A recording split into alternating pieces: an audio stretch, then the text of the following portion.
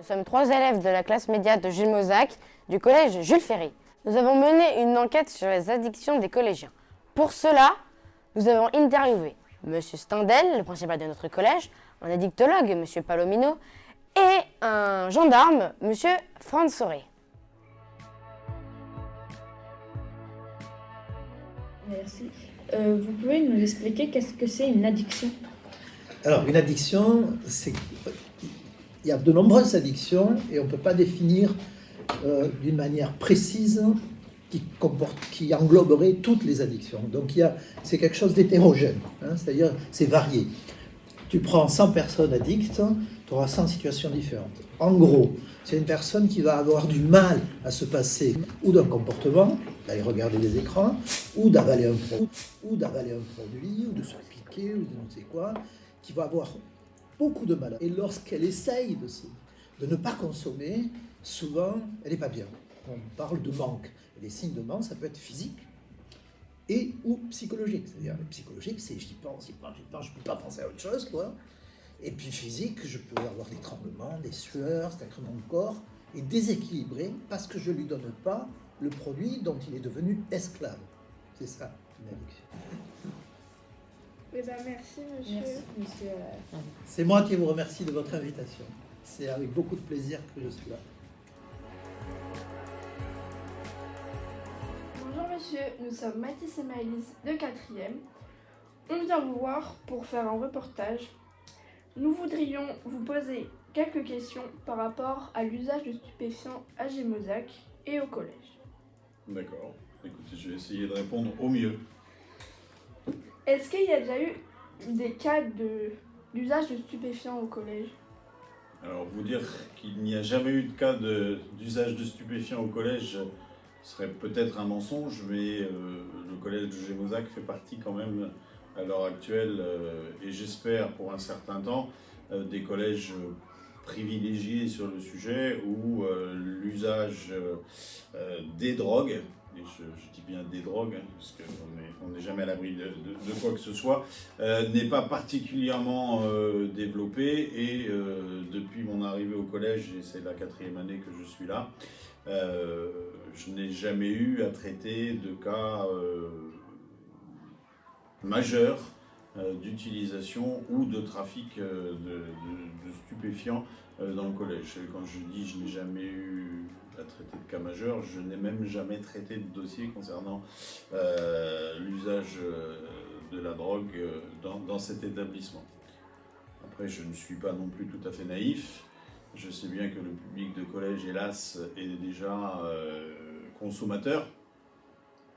Mon souhait le plus cher, c'est que ce soit bien sûr le moins possible et surtout pas dans l'établissement.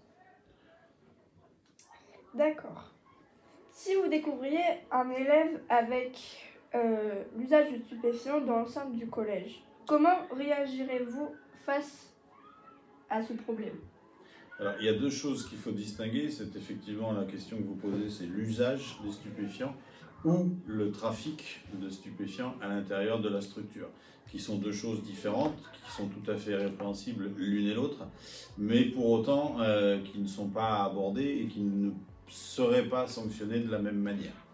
Après, sur cette problématique de drogue, de stupéfiants dans un établissement scolaire, en tant que chef d'établissement, personnel de direction, j'ai des procédures et des obligations à respecter et très rapidement, quand je suis alerté sur ce type de sujet, je travaille en collaboration étroite avec la gendarmerie, en l'occurrence la brigade de Gémozac, et cause.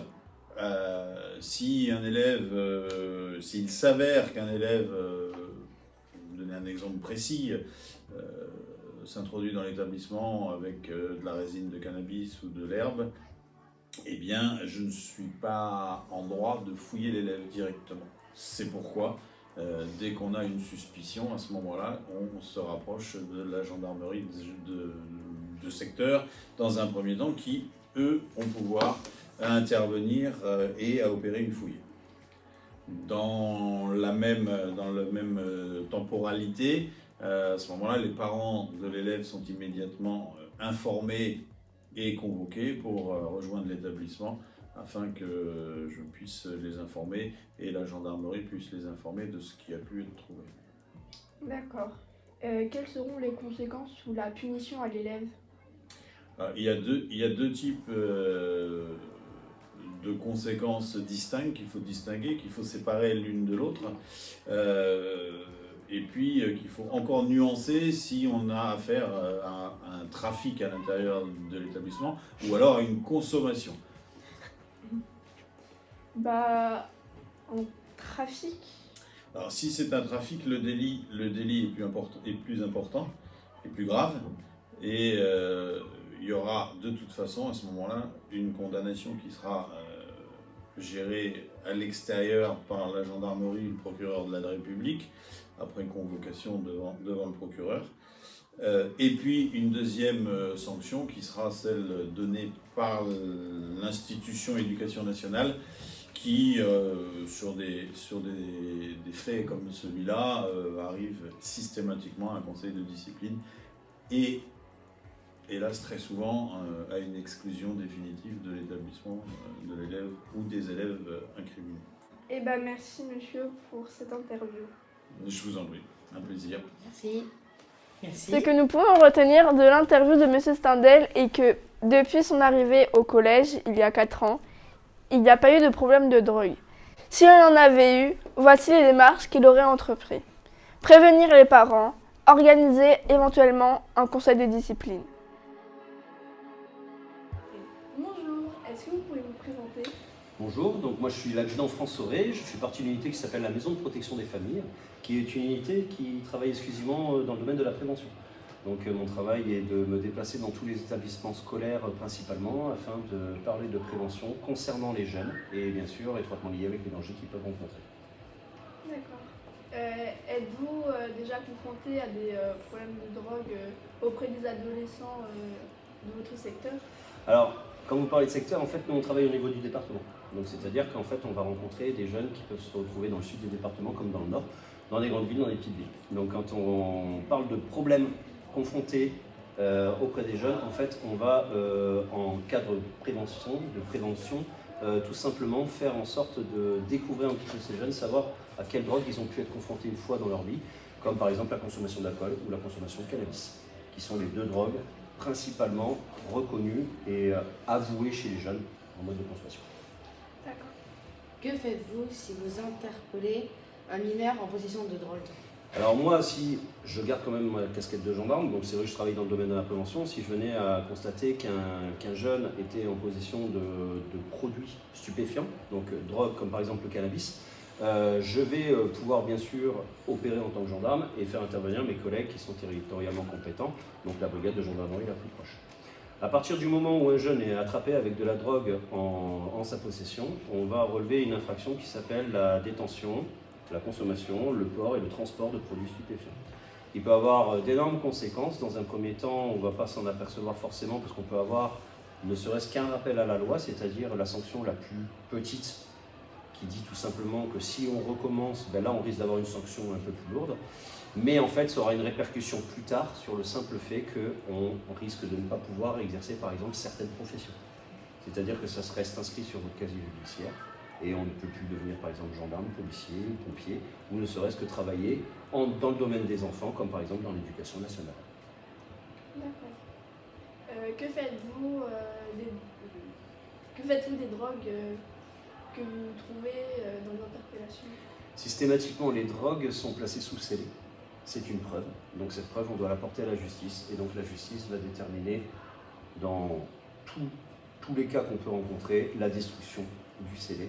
Donc c'est-à-dire que ces produits-là vont être stockés dans un endroit considéré comme une chambre forte et à l'issue vont être emmenés par la police ou la gendarmerie dans des incinérateurs par exemple, donc des lieux où on va faire brûler des déchets et on va de manière très sérieuse et très surveillée mettre toutes ces drogues dans l'incinérateur et les faire détruire par le feu. D'accord. Quelles sont les bonnes méthodes pour sensibiliser les jeunes au danger des drogues? Aujourd'hui, c'est de venir dans les établissements scolaires au plus jeune âge et de venir parler de tous les problèmes qu'ils peuvent rencontrer, donc les traitements liés aux drogues comme les accidents, les maladies et les risques qu'on peut rencontrer malgré qu'on soit à l'écart, habitant dans un village ou dans le nord de la France ou en plein centre de la France également. On a l'impression qu'on est peut-être moins impacté que les grandes villes, chose qui n'est pas le cas. Aujourd'hui, tous les jeunes peuvent être confrontés à la consommation de drogue par simple proposition d'un camarade, par simple envie d'expérimentation. Et en fait, on s'aperçoit que même la première prise de drogue peut avoir des conséquences néfastes sur un jeune. Donc le but est de parler avant, d'expliquer que les risques sont bien présents aux portes de chacun. D'accord. Que fait la gendarmerie s'ils interpellaient un mineur? Il faut savoir qu'un mineur est pénalement responsable à partir de 13 ans. Ça veut dire qu'à partir de 13 ans, il peut y avoir des sanctions adaptées pour un mineur, mais exemplaires quand même, comme par exemple aller en centre de détention pour mineurs. Ça veut dire que si on attrape un mineur qui a consommé un produit, qui a créé un accident, qui a commis des violences, ça sera toujours considéré comme une circonstance aggravante. Ça veut dire que là, le juge peut prendre, qui sera un juge des enfants, peut prendre une décision exemplaire, comme de mettre ce mineur en prison, tout simplement. D'accord. Merci monsieur Merci. pour votre intervention. Mais je vous en prie, merci à vous. Merci.